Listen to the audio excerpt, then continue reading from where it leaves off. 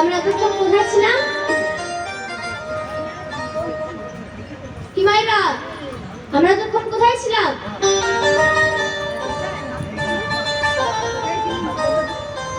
কোথায় ছিলাম?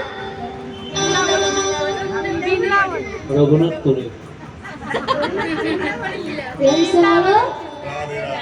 जोर से बोलो, और जोर से।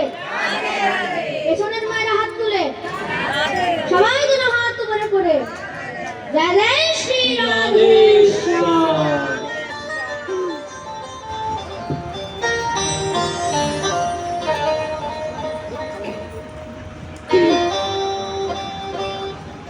এবার এক সময়ের কথা,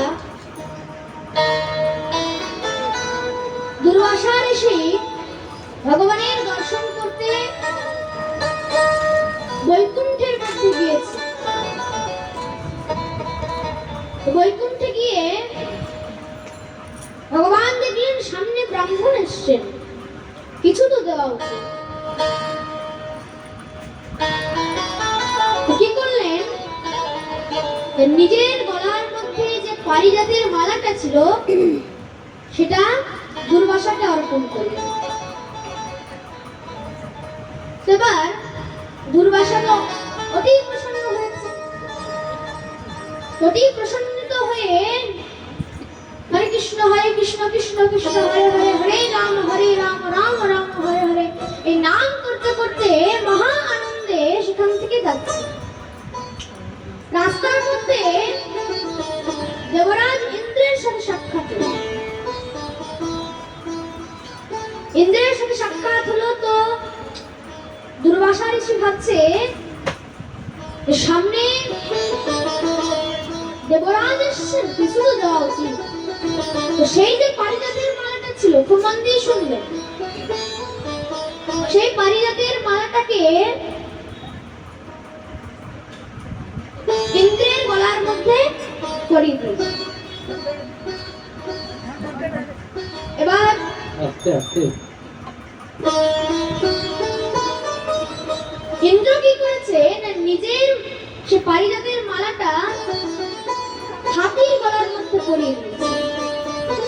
মন দিয়ে শুনবেন মায়েরা। তো হাতি তো এবার হাতি কি জানে যে মালার কি দাম, মালা কে দিয়েছে, কার মালা, কিসের মালা। তো হাতি কি করেছে, সে মনে মনে বিচার করছে কোনখান থেকে এনে দিয়ে দিয়েছে মালা। সে সুর দিয়ে মালাটাকে নিয়ে পায়ের নিচে ফেলে দিয়েছে। দুর্বাসা ঋষি এই দৃশ্য দেখে একদম প্রধান্বিত হয়ে গেছে। আরে মূর্খ, দেবরাজ ইন্দ্রকে বলছে, আরে মূর্খ, আমি তোকে অভিশাপ দিচ্ছি, তুই ভগবত প্রসাদী, ভগবানের প্রসাদী মালাকে কিছুক্ষণ ধারণ করতে পারলি না, তুই সেখানে স্বর্গের সাম্রাজ্য কিভাবে সামলাবি? যা, আমি তোকে অভিশাপ দিচ্ছি, তুই সেহীন হয়ে যাবি, সর্বস্বহীন হয়ে যাবি। মনে রাখবেন মহারাজ, যদি কোনো ভগবত প্রসাদী বস্তু, চাই সেটা মালা হোক, কোনো বস্তু হোক, কোনো ফল হোক, ফুল হোক, বস্ত্র হোক, যে কোনো জিনিস, সেটাকে কিন্তু অবজ্ঞা করতে নেই। এবার মহারাজ অনেকদিন কি হয়েছে, কোথাও খুব বড় করে দুর্গা পুজো হচ্ছে, তো সব কোথাও কালী পুজো হচ্ছে। এবার দুর্গা পুজোর মধ্যে, কালী পুজোর মধ্যে প্রসাদ দিচ্ছে, সবাই নিচ্ছে মহারাজ, আপনারাও নিয়ে নিলেন। এবার সেই যে প্রসাদটা নিয়েছে, সেই প্রসাদকে কিন্তু অবজ্ঞা করলে চলবে না, আপনাকে ভক্তি ভরে সেটাকে গ্রহণ করতে হবে।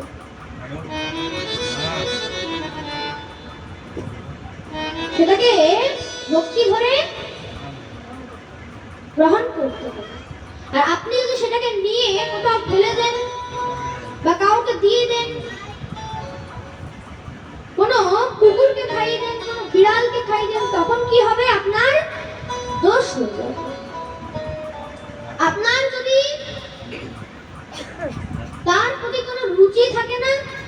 হাত জোড় করে দেওয়া। হাত জোড় মানে স্বীকার করে দেওয়া। আপনি নিলেন না, কিন্তু আপনি স্বীকার করলেন, সেটা আপনার কোনো অপরাধ হবে না। কিন্তু আপনি যদি প্রসাদ নিয়েছেন, সে প্রসাদকে আপনাকে যত্ন সহকারে গ্রহণ করতে হবে। আর না হলে কি হবে, তখন ঋষি মুনিদের ভগবানের অভিশাপ লেগে যায়। সে তখন শ্রীহীন হয়ে যায়, সর্বস্বহীন হয়ে যায়, সবকিছু তার বিনাশ হয়ে যায়। তার জন্য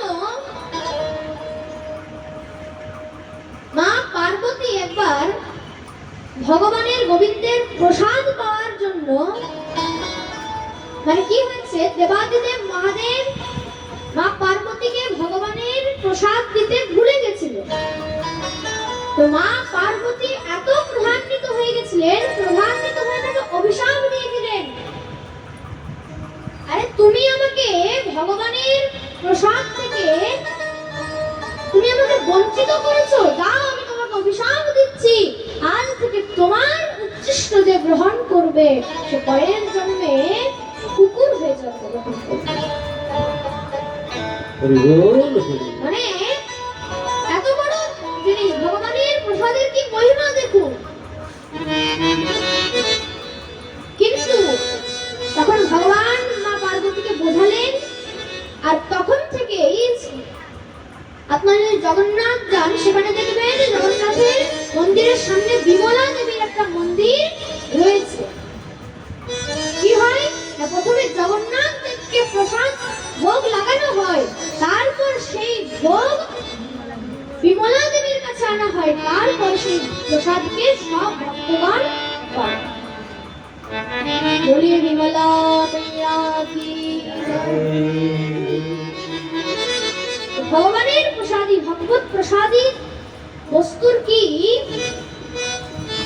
মহিমা বিচার করো।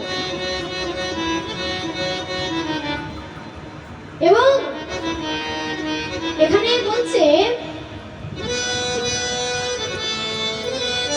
এই মালা ইন্দ্র কিভাবে পেল। আগে আমরা একটু আলোচনা করলাম যে কোথাও আপনি নত হলে আপনি অবশ্যই কিছু না কিছু পাবেন। এখানে ইন্দ্র ব্রাহ্মণের কাছে নত হয়েছিল বলে সে মালা পেয়েছিল, কিন্তু সেটাকে ভালোভাবে ব্যবহার করতে হবে। তো অভিমান করবেন না। সেখানে ইন্দ্র নত হয়েছিল, অভিমান করেনি। আর শাস্ত্র বলছে বিদ্যা দদাতি বিনয়ান বিনয়াত দাতি পাত্রতা পাত্রতা ধনমাপ্নোতি ধনাৎ ধর্মো ততো সুখম। হরি বল হরি বল। এই বিদ্যা কিসের জন্য? বিদ্যা কিসের জন্য? অভিমানের জন্য নয়। তাহলে কিসের জন্য? বিদ্যা দদাতি বিনয়ান, বিনয় আসার জন্য। বিদ্যা থেকে বিনয় হবে। বিদ্যা দদাতি বিনয়ান বিনয়াত জাতি পাত্রতা, সেই বিনয় থেকে তোমাকে ভালো সুপাত্র তৈরি করবে। পাত্রতা ধনমাপ্নোতি, সুপাত্র হলে তখন তোমার দান ধর্মের প্রতি রুচি হবে। আর বলছে বিদ্যা দদাতি বিনয়ান বিনয়াত জাতি পাত্রতা পাত্রতা ধনমাপ্নোতি ধনাৎ ধর্মো ততো সুখম। আর যত তুমি দান করবে তত তোমার কাছে ধন আসবে, আর ধন এলেই তখন সুখ প্রাপ্তি হবে। তো বিদ্যা অভিমানের জন্য নয়, তাহলে বিদ্যা হচ্ছে বিনম্রতার জন্য। প্রেম সে বলো রাধে রাধে।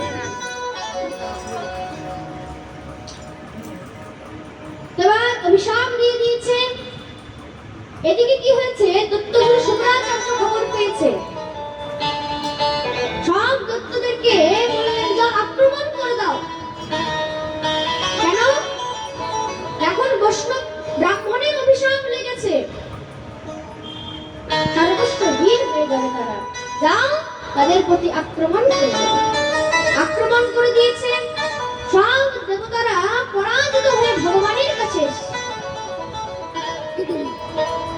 ভগবানের কাছে এসছে, ভগবানকে বলছে প্রভু রক্ষা করো। ভগবান কি করলেন? ভগবান বললেন যাও তোমরা সেখানে ক্ষীর সাগরের মধ্যে মন্থন করো। তো সেই মন্থনের মধ্যে অমৃত বেরোবে, আর যদি সেই অমৃত তোমরা খেতে পারো তাহলে তোমাদের মধ্যে প্রচন্ড শক্তি চলে আসবে, আর তখন দৈত্যরা তোমাদেরকে মারতে পারবে না। তো বলছো প্রভু এরকম যদি করি তাহলে তো দৈত্যরা আমাদেরকে বন্দী বানিয়ে নেবে, তাহলে কি করা যায়? বলছে যাও দৈত্যদের সঙ্গে সন্ধি করে নাও, দৈত্যদের সঙ্গে সন্ধি করে নাও। তো বলছে প্রভু দৈত্যদের সঙ্গে সন্ধি করলে তো দৈত্যদেরকেও দিতে হবে। বলছে অবশ্যই দিতে হবে। বলছে তাহলে প্রভু লাভ কি হলো? যদি দৈত্যরাও অমর হয়ে গেল, যদি দৈত্যরাও যদি যদি শক্তিমান হয়ে গেল, তাহলে সেটার লাভ কি হলো? বলছে তোমরা লাভের চিন্তা করো না। কেন? ভগবান পরিষ্কার গীতার মধ্যে বলে দিয়েছে কর্মাণ্যে বাধিকারাস্তে মা ফলেষু কদাচিৎ।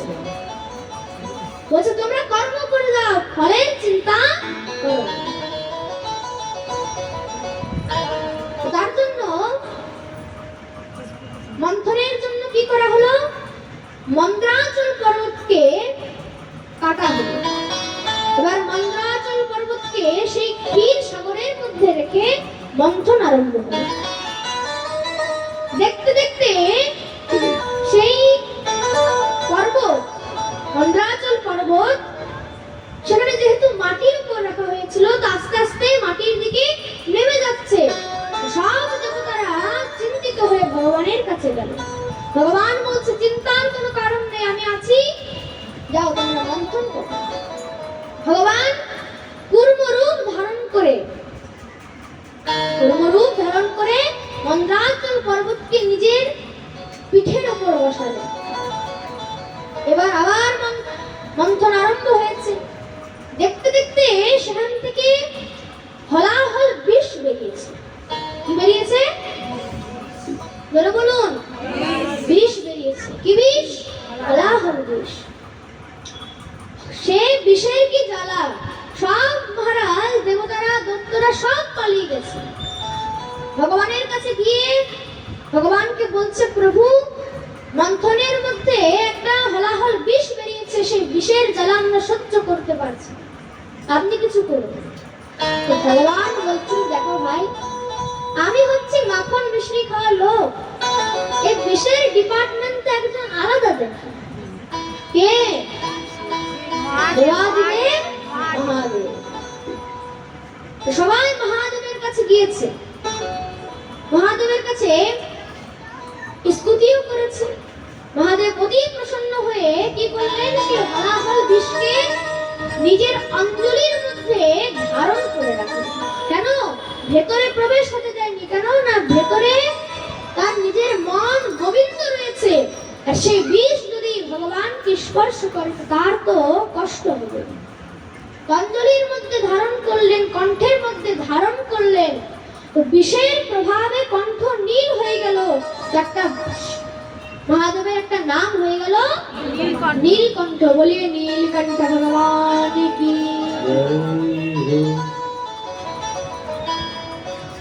এবারে দেখতে দেখতে আবার মন্থন শুরু হয়েছে।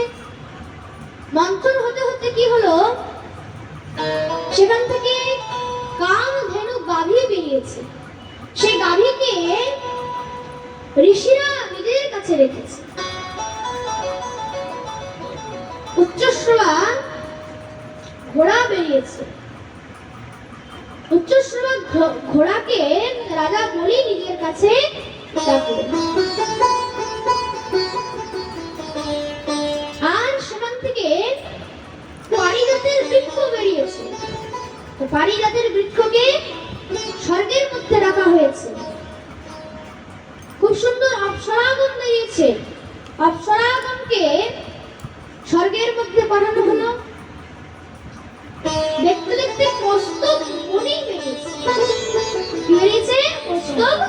বললেন।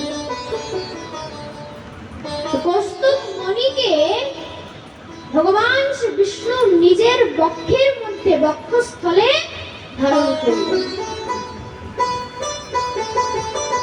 সবাই একদম অস্থির হয়ে গেছে, আর অমৃত কখন বেরোবে। দেখতে দেখতে আবার মন্থন করেছে। স্বয়ং মা ভগবতী লক্ষ্মী দেবী সেখান থেকে বেরিয়ে এসেছে বরমালা হাতে নিয়ে। সব দেবতারা দত্তরা ভাবছে যে এই বরমালা হয়তো আমাকে পরাবে, কেউ ভাবছে না না আমাকে পরাবে, আরেকজন বলছে না না আমাকে পরাবে। কিন্তু কেউ তো জানে না যে ভগবতী লক্ষ্মী হচ্ছে অচলা। ভগবতী লক্ষ্মী হচ্ছে মানে কোথাও এক জায়গায় স্থির হয়ে থাকে না, চঞ্চল। সবাই ভাবছে আমার কাছে আসবে আমার কাছে আসবে, কিন্তু কোনো মতে আর তার কাছে যায় না। দেখতে দেখতে ভগবান শ্রী বিষ্ণুর কাছে গিয়ে সেই বরমালা পরিয়ে দিয়েছে। এইভাবে সবাই আরো অস্থির হয়ে গেছে যে অমৃত কখন বেরোবে, অমৃতই তো বেরোচ্ছে না। দেখতে দেখতে আবার সমুদ্র মন্থন আরম্ভ হয়েছে। ভগবান ধন্বন্তরী রূপ ধারণ করে অমৃতের কলস হাতে নিয়ে প্রকট হয়েছে। এবার সেখানে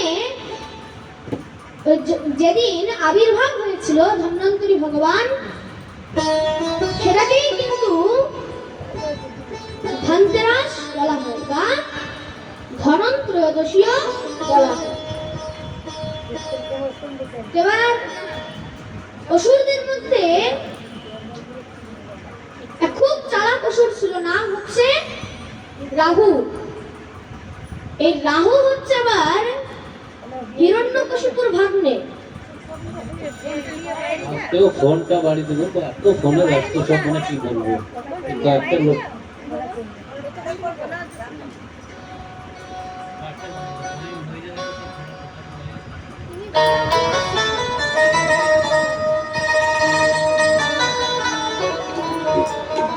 এবার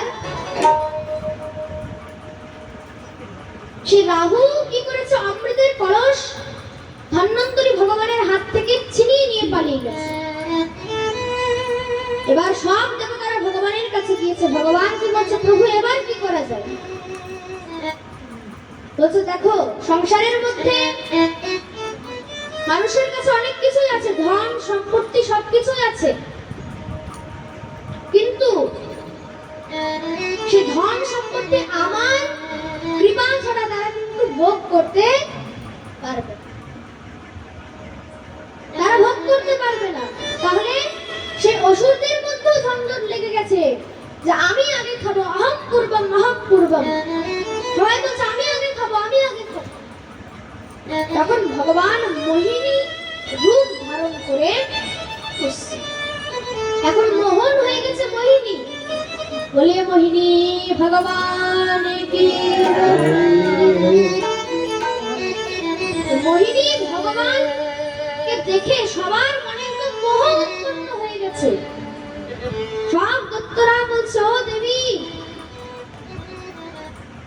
আমাদের মধ্যে অনেক ঝগড়া ঝঞ্ঝট হচ্ছে, কৃপা করে যদি তুমি এই অমৃত আমাদের সবার মধ্যে ভাগ করে দাও, তাহলে আমাদের মধ্যে আর কোনো ঝগড়া ঝঞ্ঝট থাকবে।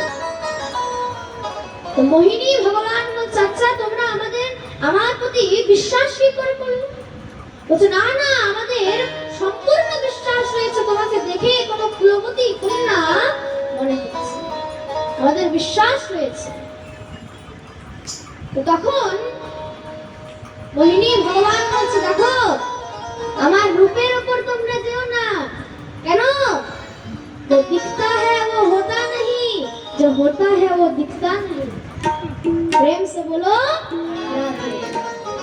আমাকে দেখে যা মনে করছো তা নাও হতে পারে। বিশ্বাস আছে তো? বলছে হ্যাঁ, পূর্ণ বিশ্বাস রয়েছে। তো বলছে ঠিক আছে, তার আগে তোমরা একটা কথা বলো, তোমাদের সঙ্গে নিশ্চয়ই দেবতারাও মন্থন করেছে। বলছে হ্যাঁ নিশ্চয়ই করেছে। তাহলে তোমরা আগে দেবতাদেরকেও ডেকে নিয়ে আসো, তারপর সবাইকে আমি একসাথে এই অমৃত দেব। কেন? তাহলে আমার সংসারের মধ্যে অনেক নিন্দা হবে। সব দেবতাদেরকে ধরে নিয়ে এসছে, এক লাইনে বসিয়েছে, একদিকে দেবতারা একদিকে দৈত্যরা। ভগবান মোহিনী দেখলেন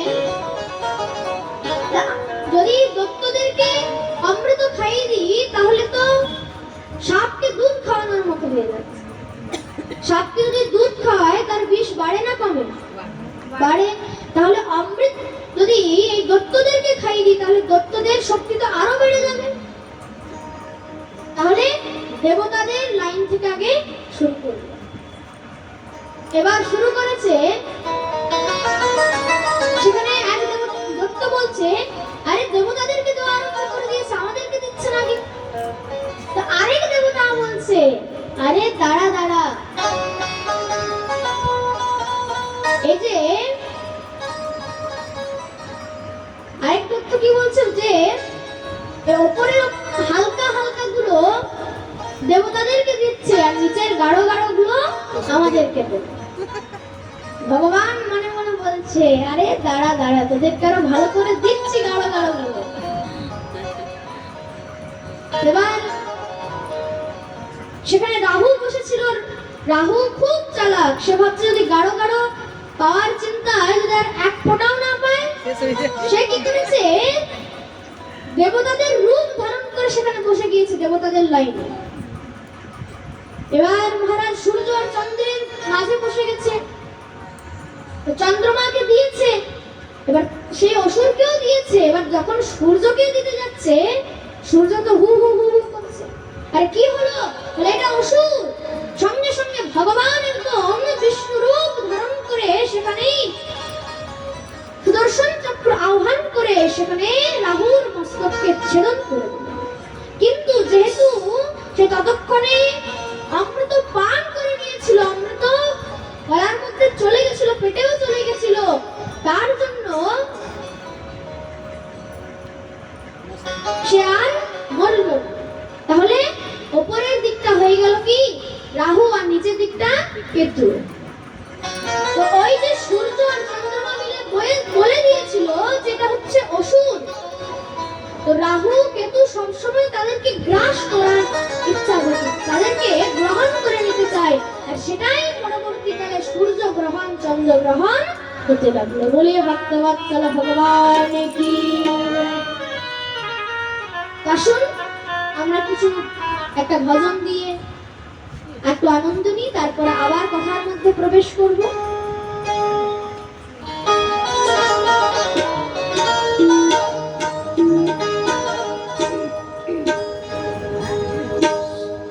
श्री राधे राधे गाओ,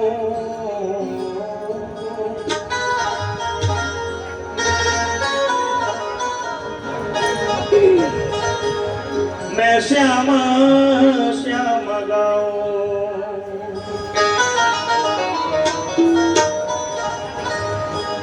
मेरा मन पंछिए बोले,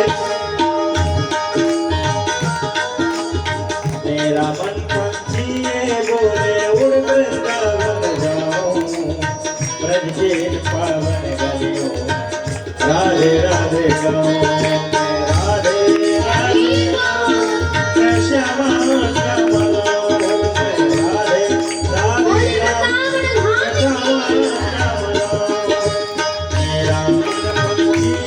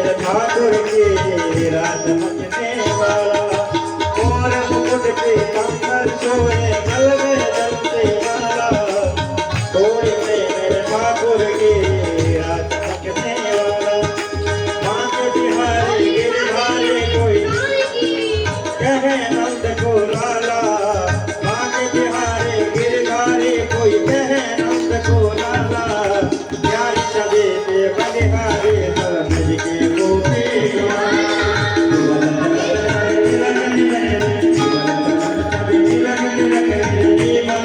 सफल बनाओ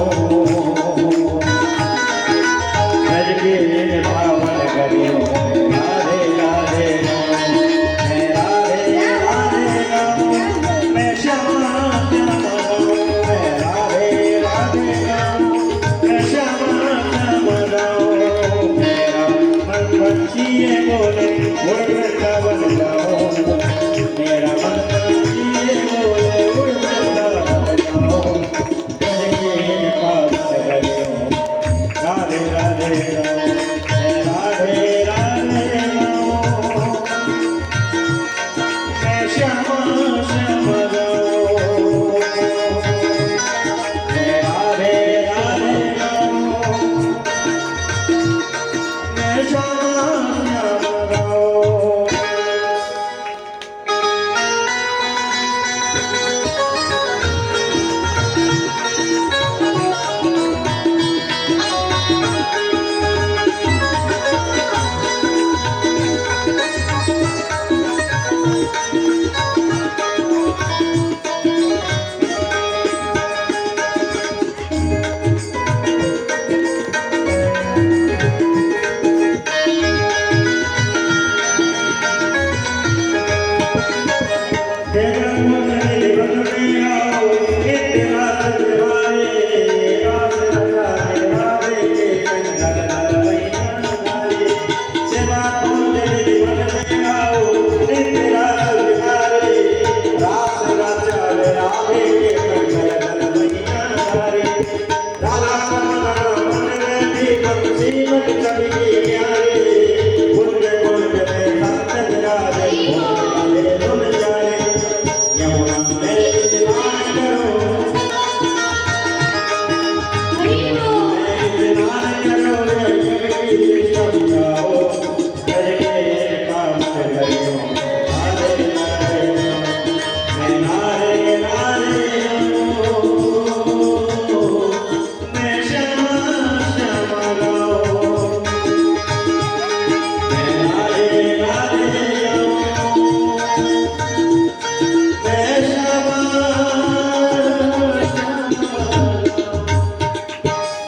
बोले वृंदावन धाम की जय हो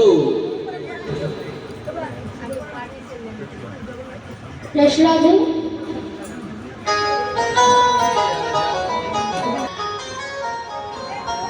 সমুদ্র মন্থনের কথা শ্রী সুখদেব প্রভু শ্রবণ করালেন।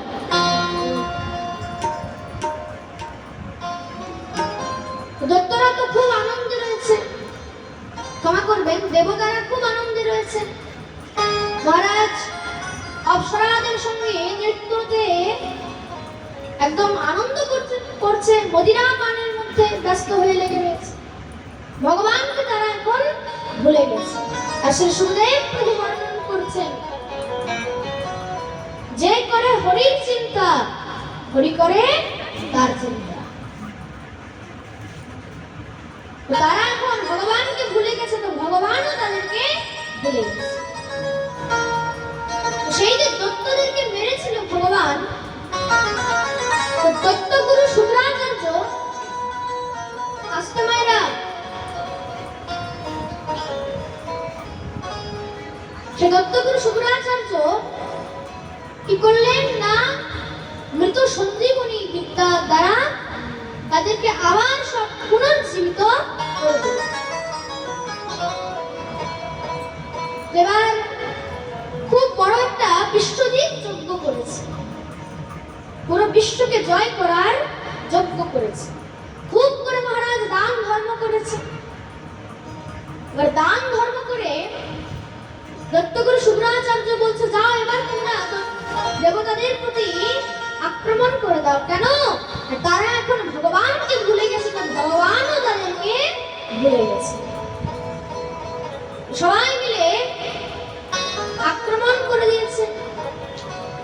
এবার দেবতাদের যে মাতা রয়েছে, দেবতাদের মাতা ভগবতী অদিতি, তিনি হচ্ছেন ভগবান কশ্যপের স্ত্রী। এবার অদিতি মা তিনি তার নাথকে বললেন, হে নাথ, আমার পুত্রদেরকে সব দত্তরা মারছে, তাদেরকে বাঁচানোর মতো কি আমি কোনো পুত্র জন্ম দিতে পারি না? বলছে নিশ্চয়ই, কিন্তু তার জন্য তোমাকে একটা ব্রত করতে হবে। কি ব্রত? না, পয়গ ব্রত। এই ব্রতের মধ্যে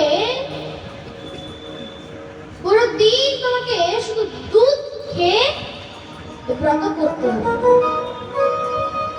এই ব্রত যদি তুমি করো তাহলে ভগবান তোমার প্রতি প্রসন্ন হবে। এই ব্রত, প্রয়োগ ব্রত, এটি মা ভগবতী অদিতি করলেন। ভগবান অতি প্রসন্ন হয়ে তাকে বললেন, বলো দেবী বর চাও। বলছে, হে প্রভু, তোমার মতো একটা আমি পুত্র চাই। বলছে, এবার আমার মতো কোথা থেকে দেবো? আমি তো একজনই, ওয়ান এন্ড অনলি, আমি একজনই আছি। তাহলে আমাকেই তোমার গর্ভের মধ্যে স্থান নিতে হবে। হে মাতা, আমি তোমার পুত্র হয়ে জন্মগ্রহণ করব। এবার জন্মগ্রহণ করেছেন। দেখতে দেখতে 52 আঙ্গুলের হয়েছে, নাম হয়েছে বামন। বলিয়ে বামন ভগবান কি।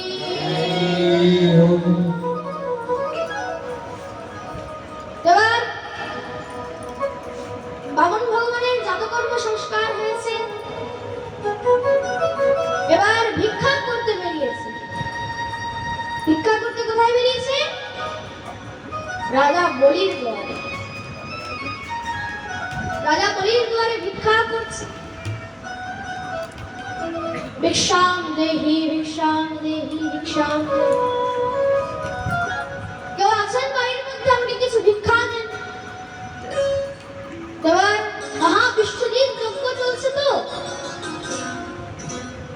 এবার রাজা বলি সেখান থেকে উঠে যখনই যেতে লেগেছে, দত্তগুরু শুক্রাচার্য বলছে, আরে বলি, একদম যাবে না, এখন যজ্ঞের মধ্যে ওঠা বারণ রয়েছে, তুমি এখানেই বসো। বলছে, প্রভু, এতদিন পর্যন্ত রাজা বলির দুয়ারে কেউ এসে ফিরে যেতে পারেনি, তাহলে এবারও আমি কাউকে ফিরতে দেব। রাজা বলি চলে গেল। রাজা বলি যখনই বেরিয়েছে, বলুন আপনার কি চাই? তো বামন ভগবান বলছে, আমি শুনেছি তুমি হচ্ছ প্রহ্লাদের নাতি। বলছে, হ্যাঁ। আমি শুনেছি, এটাও শুনেছি যে তুমি হচ্ছ মহাদানী। বলছে, এটাও আপনি ঠিক শুনেছেন। বলুন আপনাকে আমি কি দান করতে পারি? বলছে, আমাকে আর কি দান করবে? আমি হচ্ছি ব্রাহ্মণ মানুষ। বলছে, তাহলে আপনাকে কিছু অর্থ সম্পত্তি দিয়ে দিই, ধনবান হয়ে যাবেন। বলছে, আরে না না না, ওইসব কিছু লাগবে না। আমি বৈষ্ণব হয়েছে, আমি এইসব মায়ার মধ্যে আর পড়তে চাই না, আমি সন্ন্যাস হয়েছি। এসব মায়া হচ্ছে জঞ্জাল। এক হচ্ছে জাল, আর জালের বাপ হলো জঞ্জাল।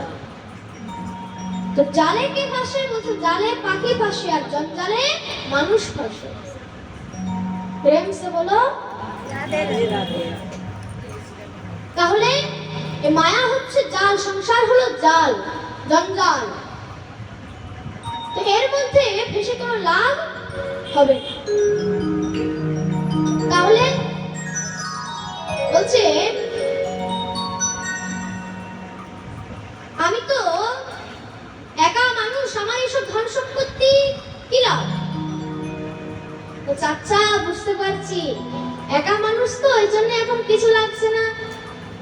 ঠিক আছে, একটা ভালো দেখে একটা ব্রাহ্মণের মেয়ে খুঁজে আপনার সাথে বিবাহ দিয়ে দিচ্ছি। যখনই ব্রাহ্মণী আসবে তখন আপনার ডিমান্ড করবে, এই একটা লিপস্টিক এনে দাও, একটা ক্রিম এনে দাও, একটা সোনা দানা একটা গয়না এনে দাও, শাড়ি এনে দাও, আপনার ডিমান্ড করবে। বলছে আরে না না না, হে রাম রাম রাম, এসব তুমি আমাকে কোথায় ফাঁসাচ্ছ? বলছে আমি হচ্ছি সন্ন্যাসী মানুষ, আমি এদিকে ওদিকে ঘুরে বেড়াই, আমি ওসব ব্রাহ্মণী রাখতে পারবো না। বলছে আচ্ছা ঘুরে বেড়ান তো, তাহলে একটা আপনাকে রথ দিয়ে দিই, আপনাকে একটা রথ দিয়ে দিই, তাহলে আপনার ঘুরে বেড়াতে সুবিধা হবে। বলছে বাহ, তুমি তো আমাকে রথ দিয়ে দিলে, তারপরে রথের খরচা, রথের মধ্যে যে ঘোড়া থাকবে তাদের খরচা, তাদের ঘাস, তাদের খাওয়া দাওয়ার খরচা, তাদের থাকার জায়গা। মহারাজ, গুরুদেবকে তো শিষ্য অনেক কিছুই দিতে চায়, তাই তো? শিষ্য বললে, বলছে যে গুরুদেব আপনাকে একটা গাড়ি দিয়ে দিই। গুরুদেব বলছে আচ্ছা তুমি তো গাড়ি দিয়ে বেঁচে যাবে, তারপর গাড়ির মেইনটেনেন্স খরচা ওইগুলো কে করবে? তুমি মহারাজ গাড়ি দিয়ে বেঁচে গেলে, তারপর গাড়ির যে এত মাসে মাসে খরচা সেগুলো কে দেবে? গাড়ির মেইনটেনেন্স হচ্ছে খুব তাগড়া, তার জন্য তুমি তোমাকে রথ দিয়ে দেবে, রথের মধ্যে যে ঘোড়া থাকবে তাদের মেইনটেনেন্স খরচা, তাদের খরচা কে দেবে? তাহলে বলছে আমাকে কিচ্ছু চাই না, আমি যেটা বলছি সেটা আমাকে দাও। আমি শুনেছি তুমি মহাজ্ঞানী, যদি দেওয়ারই আছে তাহলে আমাকে 3 পদ ভূমি দাও, 3 পদ ভূমি। তো তখন রাজা বলে অনেক জোরে জোরে হাসছে, আরে হে ব্রাহ্মণ, আপনি সাধারণ মানুষের কথা তো ছাড়ুন, আপনি হচ্ছেন এতটুকু খানি মাত্র 52 আঙ্গুলের মাত্র, তো সাধারণ মানুষের যে 3 পদ ভূমি আপনার তো সেটাও হবে না, আপনার এত ছোট, আপনার 3 পদ ভূমিতে কি হবে? ভগবান মনে মনে বলছে আগে 3 পদ ভূমি তো দে, তারপরে দেখছি। এবার বলি মহারাজ বলছে আচ্ছা ঠিক আছে, যেখান থেকে মাপার আছে মেপে নাও। বলছে ওইভাবে করলে চলবে না, তাহলে এখন তো তুমি আমাকে দান করে দিচ্ছ, পরে জমির দাম বেড়ে যাবে, তখন তোমার নাতি পতি সব এসে বলবে আরে বাবাজি খালি করো, এটা আমার বাবার জায়গা, দাদুর জায়গা, তাহলে বলে রেজিস্ট্রি করতে হবে। তখনকার রেজিস্ট্রি কি? সংকল্প, সংকল্প করে জমি দাও, তবে আমি নেব। আচ্ছা ঠিক আছে, তাহলে একটু হাতে জল লাগবে। বামন ভগবান কি করলেন? সংকল্প করাচ্ছে, এদিকে ভেতর থেকে দত্তগুরু শুক্রাচার্য মনে মনে ভাবছে এ কেমন ব্রাহ্মণ, প্রথমে তো আমার শিষ্য এত কিছু একে অফার করলো, কিছু নিল না, বলছে 3 পদ ভূমি চাই, তাও আবার সংকল্প করে। দেখি তো একে, যখনই দেখেছে বেটা এ তো স্বয়ং বিষ্ণু ছলিয়া, সঙ্গে সঙ্গে দৌড়ে গিয়ে তাকে বলছে, বলিকে আরে বলি একে কিচ্ছু দিবি না, এ 3 পদ ভূমির জায়গায় তোর সর্বস্ব হরণ করে চলে যায়। কেন? এ কোনো সাধারণ ব্রাহ্মণ নয়, এ হচ্ছে স্বয়ং বিষ্ণু ভগবান, স্বয়ং বিষ্ণু ছলিয়া, তোর কাছে ছলনা করে সবকিছু নিয়ে চলে যাবে। তখন দাদা বলি বলছে গুরুদেব সত্যি বলছেন তো, স্বয়ং ভগবান? বলছে হ্যাঁ স্বয়ং ভগবান শ্রী বিষ্ণু। বলছে তাহলে প্রভু আমাকে আর আপনি বলেন না যে আমি কিছু দেব না। কেন?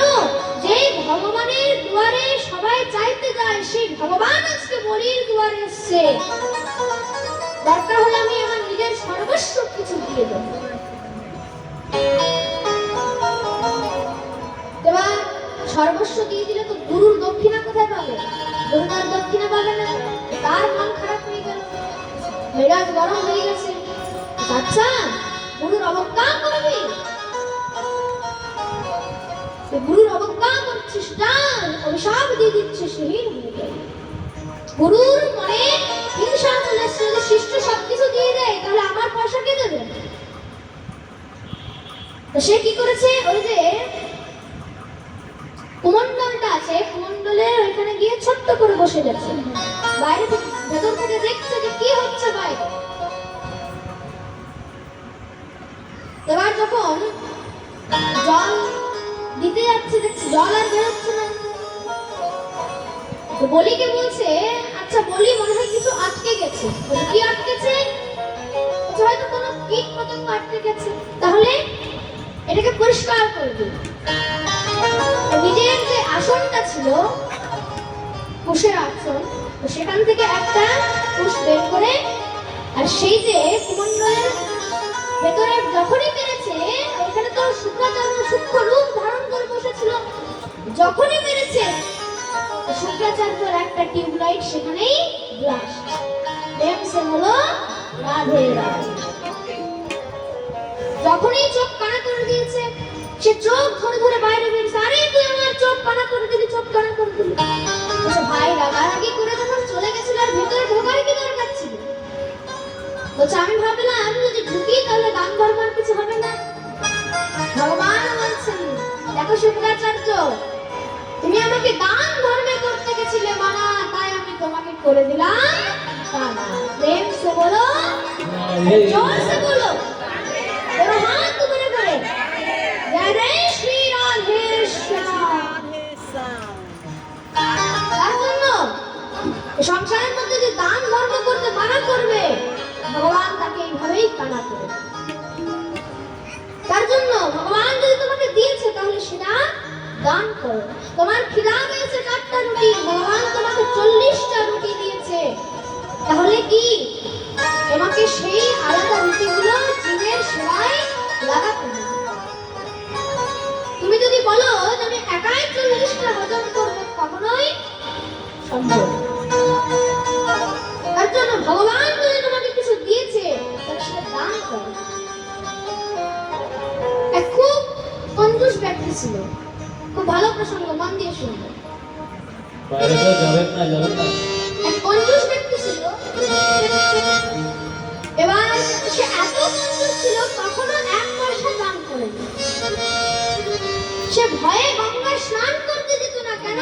সেখানে গঙ্গার মধ্যে স্নান করলেই মহারাজ কোনো না কোনো পান্ডা চলে আসবে, আরে নিকালো ভাই।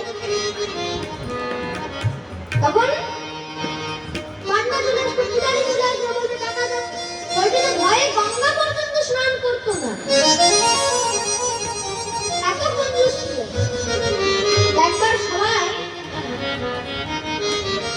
সবাই মিলে ভাবলো, চলো একবার গ্রামের সবাই মিলে ভাবলো যে একবার চলো প্রয়াগরাজ থেকে ঘুরে আসি।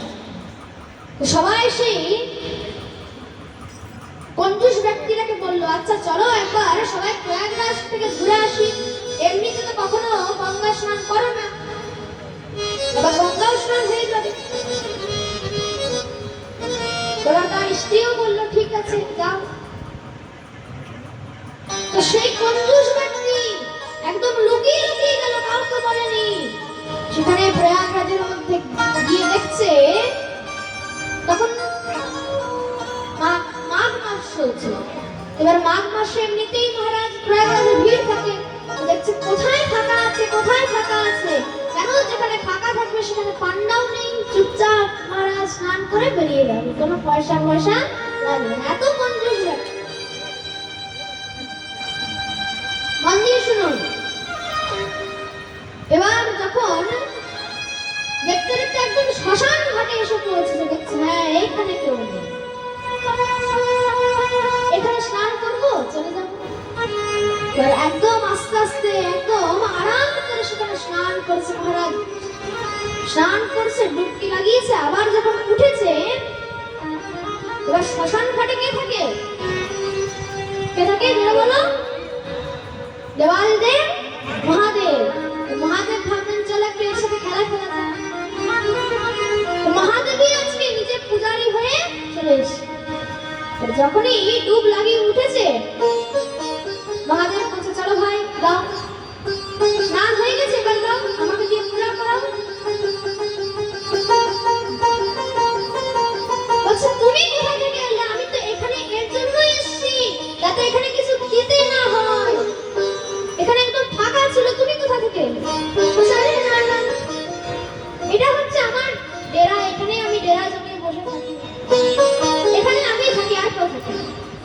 বলছে আমি তো শুধু ভাবলাম যে যেন দিতে না হয় তার জন্য এলাম।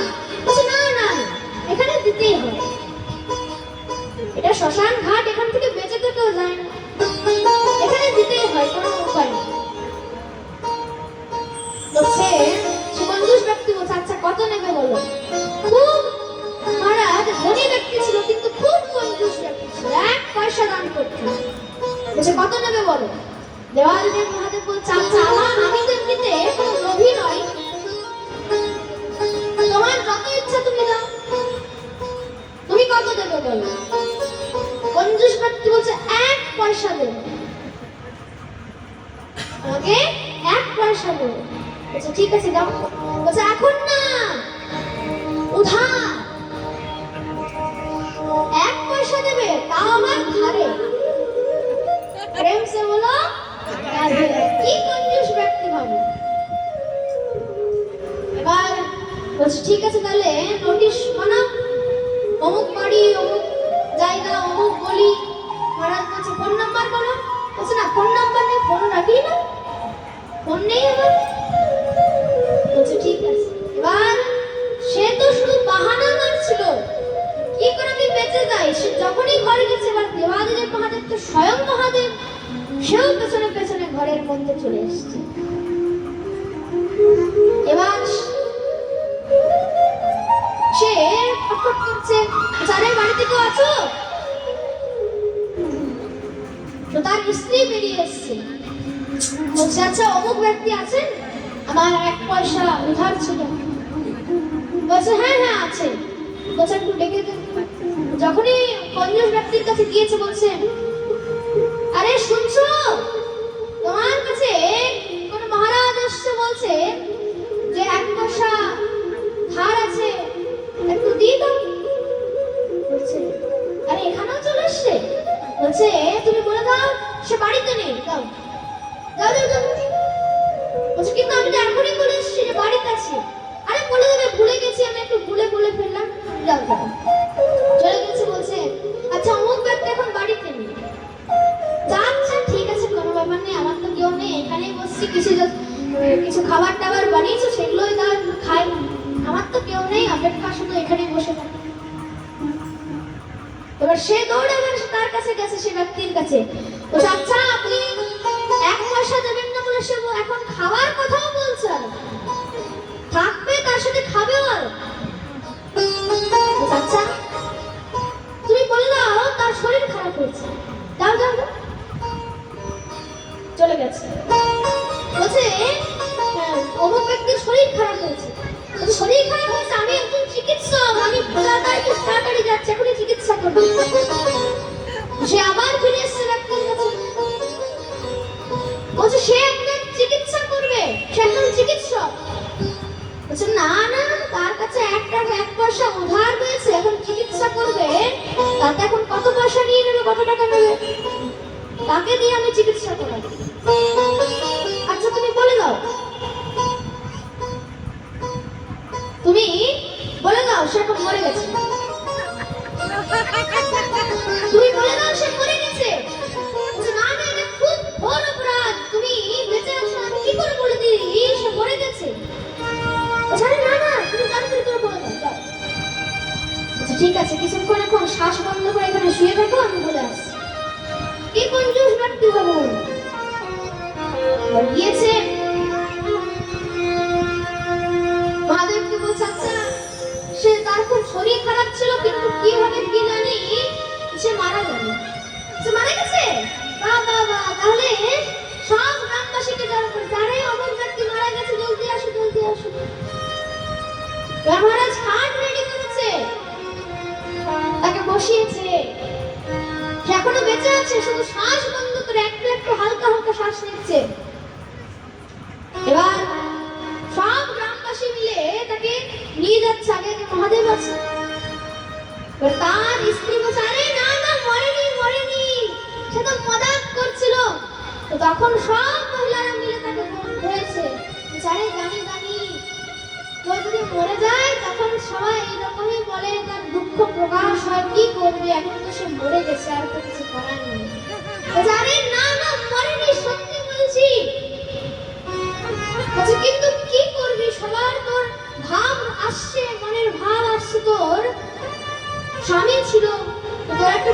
ঘাঁটি হবে, তোর মনে হবে যে মরেনি, কিন্তু এখন সে মরে গেছে, তার তো কিছু করার নেই। বলছে আমি মজা করিনি, সত্যি বলছি। এবার সে কি করবে? 1 পয়সার জন্য আস্তে আস্তে আগে মহাদেব রয়েছে, দেখতে দেখতে শ্মশান ঘাট পর্যন্ত, ওই শ্মশান ঘাটে এসে পৌঁছেছে। শ্মশান ঘাটে এসেছে, এবার চিতা সাজানো হয়েছে, বিচার করবে। চিতার উপর থেকে রাখা হয়েছে, এবার আগুন দেওয়ার পালা। মহাদেব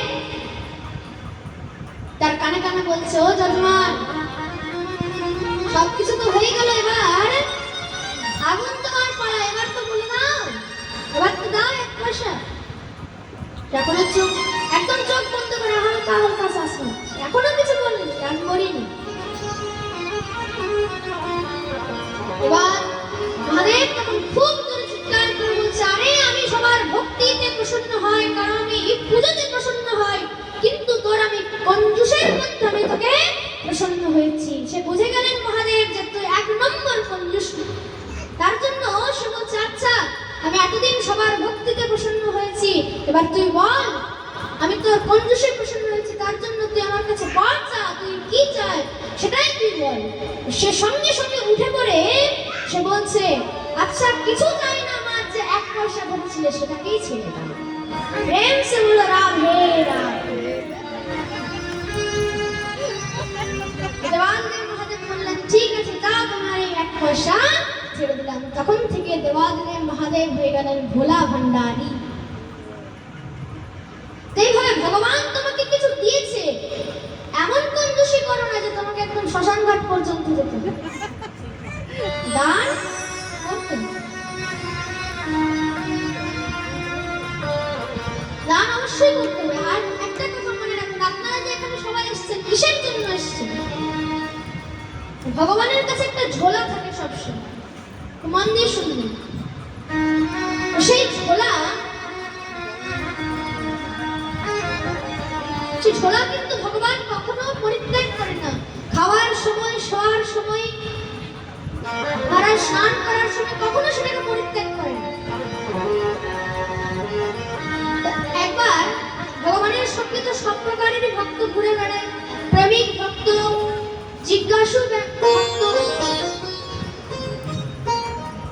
মহারাজ লোভী ভক্ত, অনেক ভক্ত ঘুরে বেড়ায়।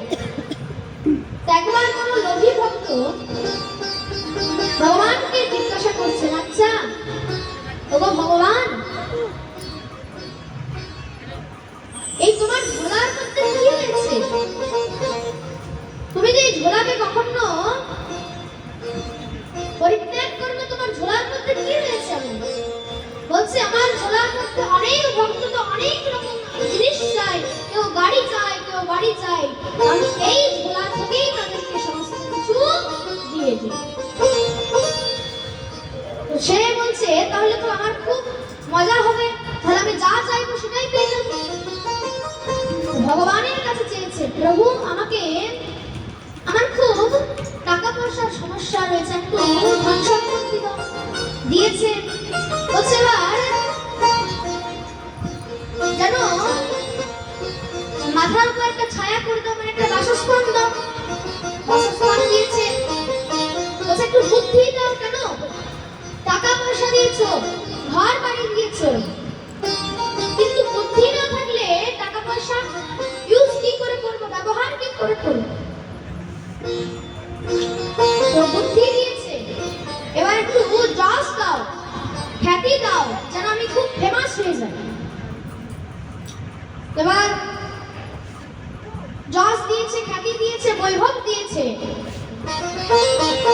সব দিয়েছে। শেষে শুধু একটা জিনিস করেছিল, ভগবানকে বললো, প্রভু এটাও দিয়ে দাও। বলছে, না না, এটা আমি তোমাকে দেবো। বলছে, আচ্ছা দেবে না তো ঠিক আছে, কিন্তু এটা কি সেটা তো বলে দাও। বলছে, এটা হচ্ছে শান্তি। তোমাদেরকে আমি সব দিয়ে দিয়েছি, সব অশান্তির মতো টাকা পয়সা থেকে শুরু করে যশ, বৈভব, খ্যাতি, বাসস্থান, বুদ্ধি সব দিয়ে দিয়েছি, কিন্তু এই শান্তি যদি আমি তোমাদেরকে দিয়ে দিই তাহলে তোমরা আর আমার কাছে কখনো আসবে না। তাহলে এই শান্তি কোথায় পাবো? সে ভগবানের এক স্বরূপই হচ্ছে ভাগবত। তাহলে শান্তি কোথায় রয়েছে? এই ভাগবতের মধ্যে। আপনাদের কাছে সব আছে, বাড়ি আছে, গাড়ি আছে, বৈভব আছে, টাকা আছে, পয়সা আছে, যশ আছে, খ্যাতি আছে, কিন্তু একটা জিনিস নেই, কি? শান্তি। সেই শান্তির খোঁজেই আপনারা এই ভাগবতের কাছে, তার জন্য এই ভাগবতের কাছে আসে। এবার পরীক্ষিতজি মহারাজ প্রশ্ন করছেন, প্রভু এতক্ষণ তো অনেক কথা শুনলাম, কিন্তু আমি চন্দ্রবংশের কথা শ্রবণ করতে চাই। খুব সূক্ষ্ম রূপে শ্রবণ করবো আমরা, বেশি সময় নেই। তো সে সুখদেব প্রভু বর্ণন করছে।